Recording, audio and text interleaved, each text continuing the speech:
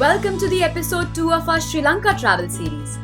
We are traveling across Sri Lanka for a month, and in this video, we will take you through 7 offbeat destinations and 1 iconic spot in South Sri Lanka.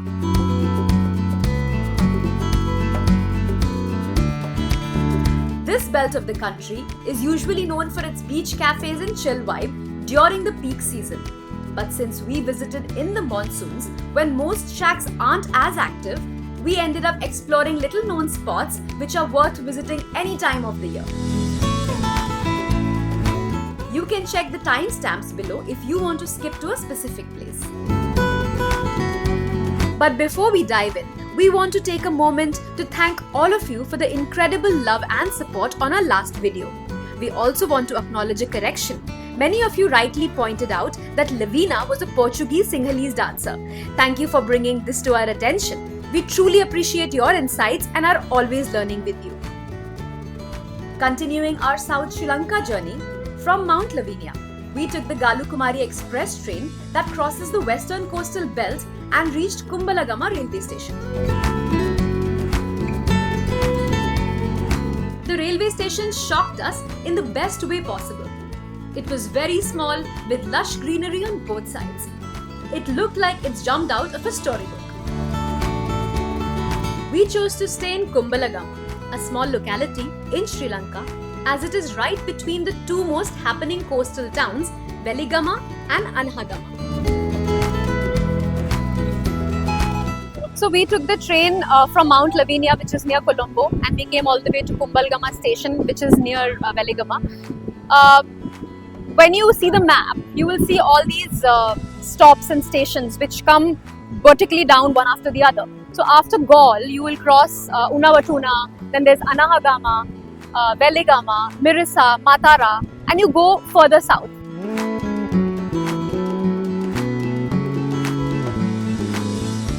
Staying with a family in their house turned out to be quite budget-friendly and relaxing. They also had great internet, so we could work easily. We will take you through some little known and some popular places in Sri Lanka during the monsoons. And of course, we will give you regular weather updates also. But first, follow and subscribe to our channel to continue the Sri Lanka journey.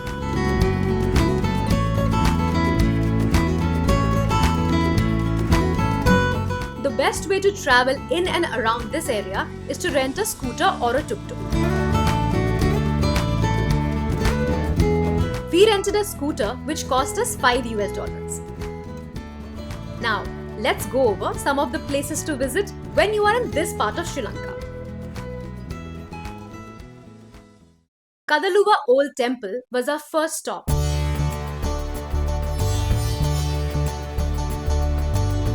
It is located near Kogala, a town adjacent to Anahagama.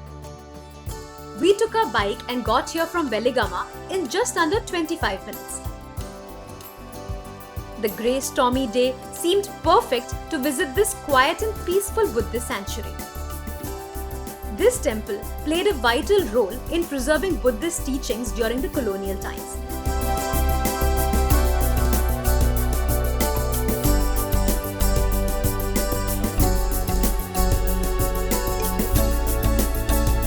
The architecture of the temple reflects a mix of Kandyan and Thai influence.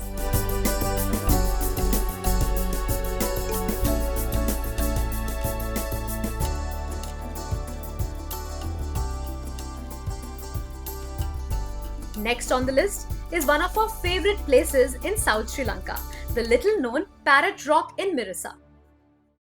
Parrot Rock was a 15-minute bike ride from Weligama Centre. Once you reach the destination, you can see the rock in the middle of the water.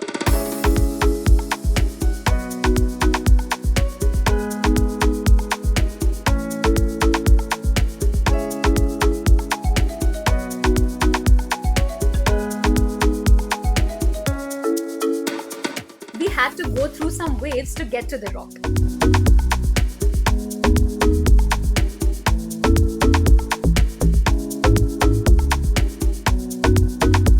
The rock has makeshift stairs that you need to climb.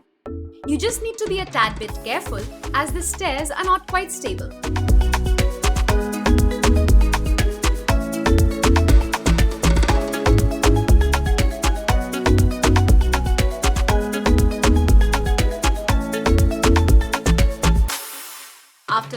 time, we saw what the hill was all about.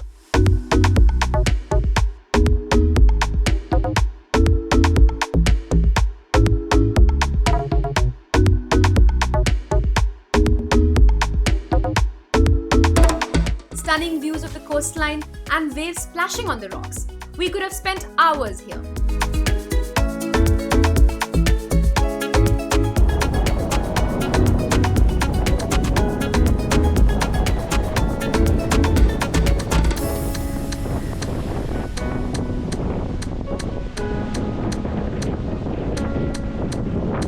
So it's been 3 days since we've been traveling in and around Veligama.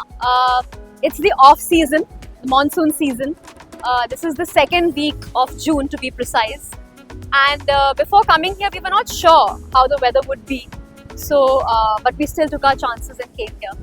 And the first 2 days when we were here, it was raining cats and dogs, and we checked the weather. We checked it for like a week. So it said that it's going to rain all week. But the first 2 days it did rain, and but still, we kind of put on our ponchos and got on our scooter, and we still ventured out. But the third day, which is today, it's so surprising. It's so sunny. It's so bright. Even though the weather, the forecast told us that it's gonna rain, it's been partially cloudy. It's been partially sunny, but the weather is so pleasant, and it's not raining at all. In fact, today we were so happy that we went and climbed this rock. It's called the Parrot Rock, and it was quite fun. But yeah, overall the weather around this area is unpredictable. So instead of just checking the apps and deciding not to come, it's so much better that you come here and then you see. Overall, this time of the year, Veligama and the area around Veligama, it's a slow season. I wouldn't say that things are shut, because they're not shut. Places are open, cafes are open. It's just that the restaurant owners and all, they kind of wind up the previous season and prepare for the next season. So this is the time when they are slow, and if you like that kind of slow living vibe and just relaxed atmosphere, then this is a really, really good time to come. So we are having fun, and we're just hoping and praying the weather lasts. The next place to visit on our list is the Dundra Lighthouse, the southernmost tip of Sri Lanka. It's a dramatic spot where the land meets the endless ocean.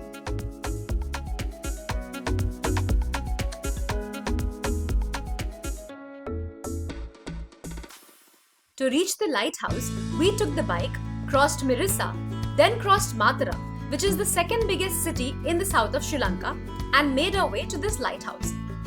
It took us around 40 minutes to reach this destination, all the way from Veligama. There is no entry fee to Dundra Lighthouse, so we just parked our vehicle and entered.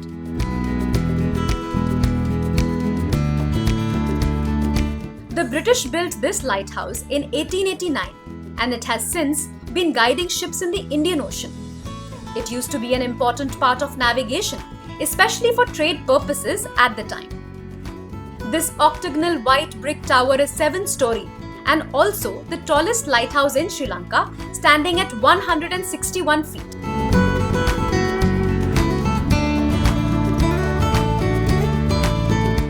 Dundra Lighthouse is also a beautiful place to relax. Just looking at the small fishing village and soaking in the ocean breeze made us want to stay put. The next place on our list is the popular Galle Fort.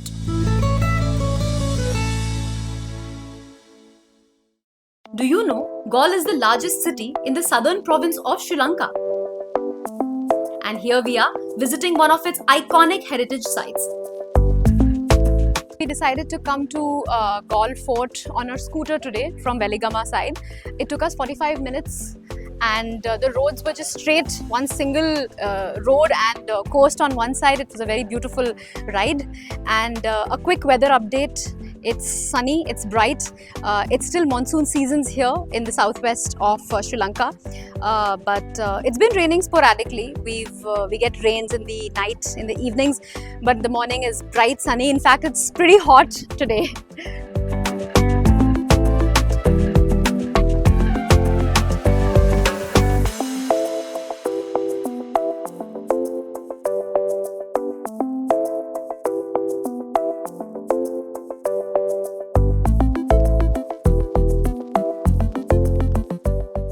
So today we decided to visit the Galle Fort in Sri Lanka. This place is of great significance both historically and architecturally. So in 1588, the Portuguese first came here and built this place, and then later in the 17th century, the Dutch came in. They heavily fortified the place, they worked on it, and today as we stand here and walk around, we can see a lot of architectural influence of both Dutch and the Portuguese. So that's significance number one of Galle Fort, that it's a great example of fusion between South Asian and European cultures and architecture. So when you walk on the roads, you will see the colors, the details, the intricate, precise way they have created structures here. Significance number two of this place is that it was an important trade route between Asia and Europe. And the Dutch East India Company also had an important administrative center right here. And significance number three is that this entire fort, it was not destroyed during the 2004 tsunami, which destroyed a lot of Galle, the other parts of Sri Lanka and Galle as well. But this fort, it remained intact during the, that unfortunate event of the tsunami. So these are the three important significances of this place, and we are very excited to explore it today. We are going to walk around the little lanes, the tiny corridors and alleys, and we'll feel like we are transported back to Europe.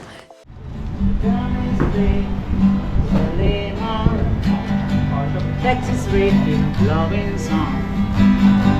Already lonesome I could die. So kiss me, I'll smile for me. Baby, don't you wait for me. Hold me like you never let me go. We loved Galle so much that we decided to come back here for another quick trip. So we are at the Galle Fort in the evening. We came here in the afternoon and again decided to come back in the evening. We reached at 5:30 and we saw the sunset, and now we are here for the evening vibes, and we are going to get some dinner. So if you're planning to make a trip to Galle Fort, then make sure you come in the evenings because it's really beautiful. Watch the sunset, enjoy this beautiful street. You can see the twinkly lights. There are a lot of cafes. There's lots of music going on. So the best time to come here is to come in the evening. Yeah, keep that in mind for your trip. The next place we are visiting is just extraordinary. Welcome to the 2300-year-old cave temple in Unawatuna. Unawatuna is known for its beach cafes, but this side of the beach town was absolutely refreshing. One of the local shop guys recommended this temple to us, so we decided to take a look as it was only a 30 minutes bike ride from Weligama. The entry fee to this temple is 500 Sri Lankan rupees per person.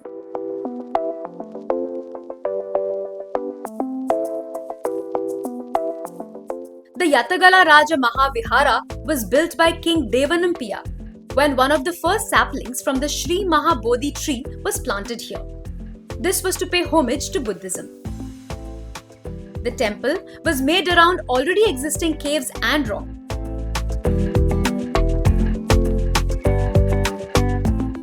This is the oldest rock temple in the whole of Sri Lanka.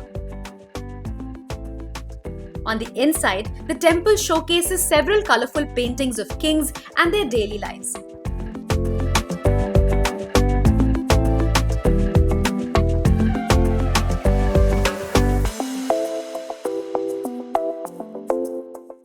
It also shows the life cycle of humans from birth to death.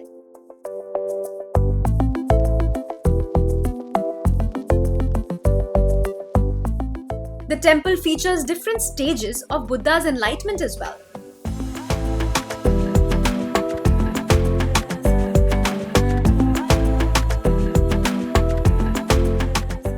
The cutest thing was that one of the dogs there became our guide. He was literally taking us everywhere.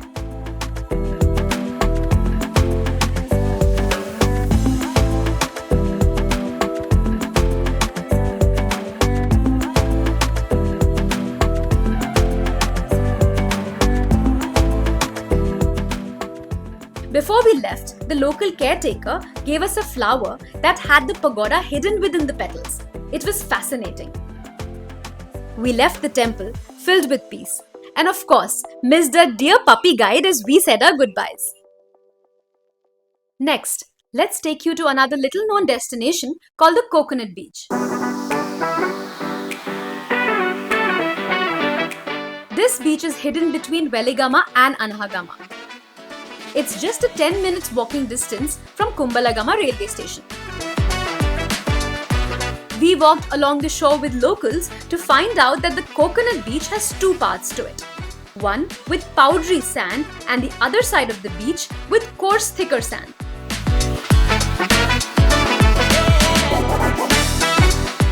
You can also do a small hike on this beach, and if you are lucky, you can see turtles coming out to the shore.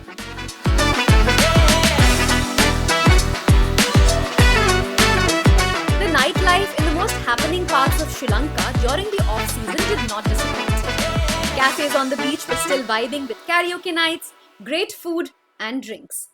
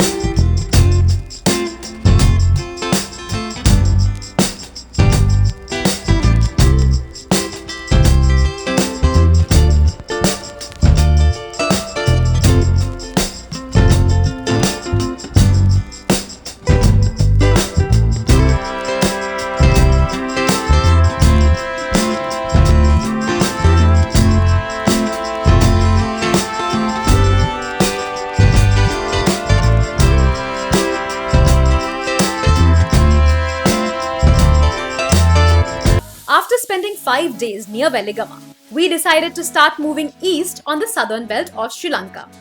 Hiriketia was our next destination.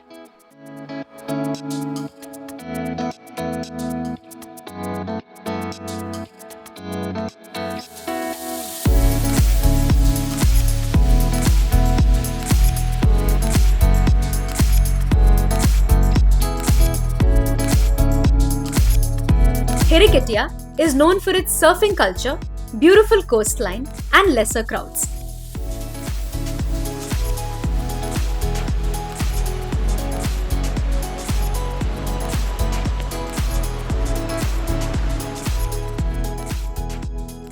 The hostel we stayed in was just a kilometer away from the beach and was surrounded by lush greenery. In fact, we did not expect to be welcomed by a massive monitor lizard right at the entrance.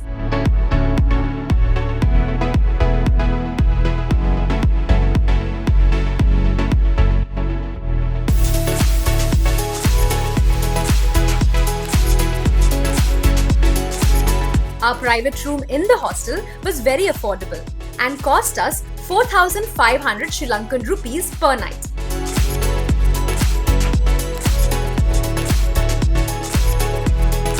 It also had a kitchen which gave us the liberty to cook and save money.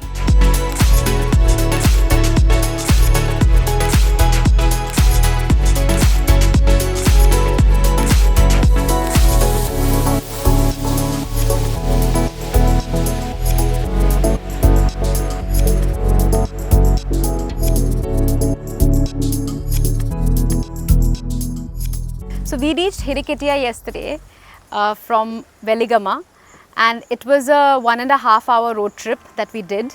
If in case you don't want to do a road trip and you're looking at other options of transport from Veligama towards Hiriketia, then there are other options. Train is a really good option, it's very affordable. You can take a train from Veligama to Veveru Kannala, which is the nearest railway station to Hiriketia. It's 4.5 kilometers from Hiriketia, and once you get down at Veveru Kannala railway station, you can take cabs and tuk-tuks from two apps, PickMe or Uber, both work here. So from Veligama, two trains run to this place, Veveru Kannala. In the mornings, there is a daily train that runs, and in the afternoons, evenings, there is another train that runs, but it's not very frequent. Now, in the evening train, you can get a first class ticket, which is a reserved ticket. Apart from that, second class and third class also exists there.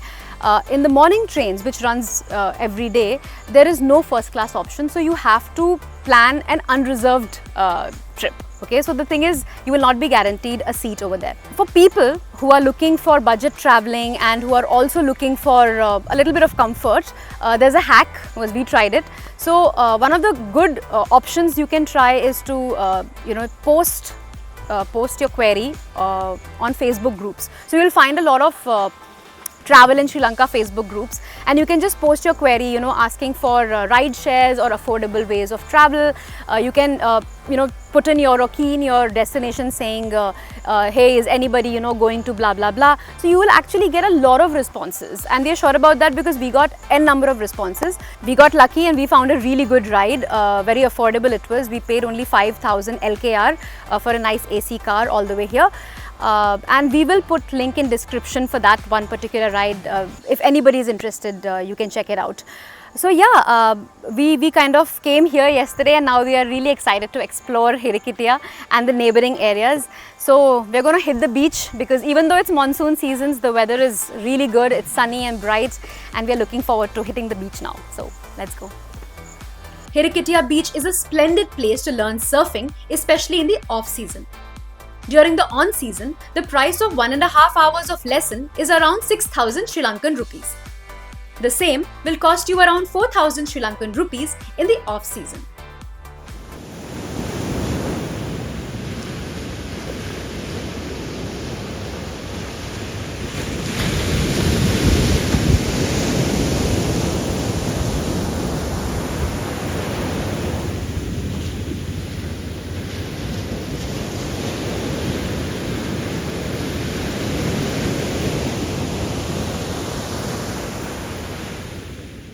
There are a lot of nice cafes and restaurants in Hirikitiya. So if you want a relaxing and fun nightlife, this is a nice place.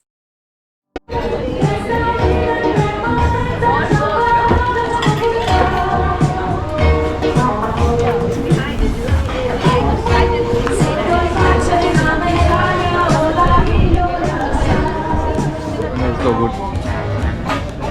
It's really good. I've not had Negroni this good. Imagine walking on a white sand strip with ocean on both sides.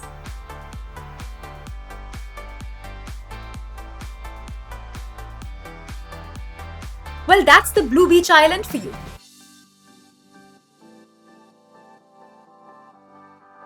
It's around 8-minute bike ride from the main Hirikitiya beach.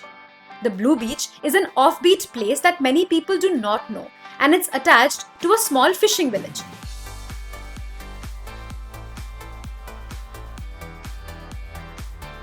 You can find this place on Google Maps, but once you reach the area, locals will guide you to the exact spot.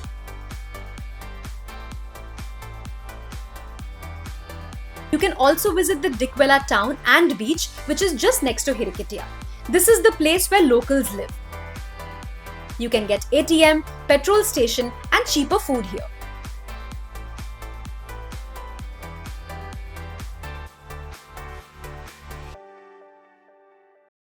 Our next destination in Hirikitiya is quite bizarre. This place is called the Temple of Hell. Yes, you heard that right. The temple is part of the massive Vevaru Kannala temple, which is just 10 minutes from Hirikitiya.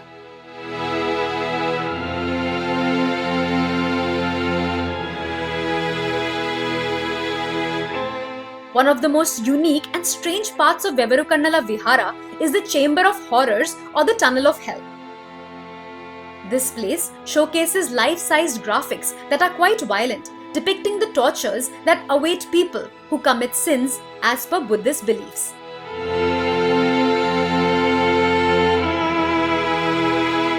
The larger Vevaru Kannala temple is also a great place to visit.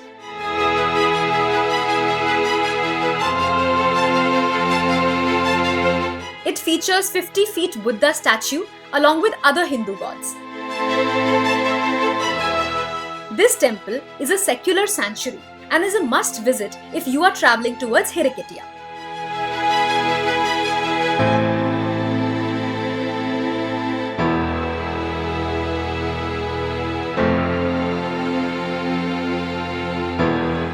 That's all from us on southern Sri Lanka in the monsoons. Add these little known places to your itinerary the next time you want to visit this beautiful island. Next, we are going to another beach destination, but this time in the east coast of Sri Lanka, which is at its peak tourist season in June. Stay tuned as we move to Aragumbe, and of course, don't forget to subscribe and follow us for more local travel content.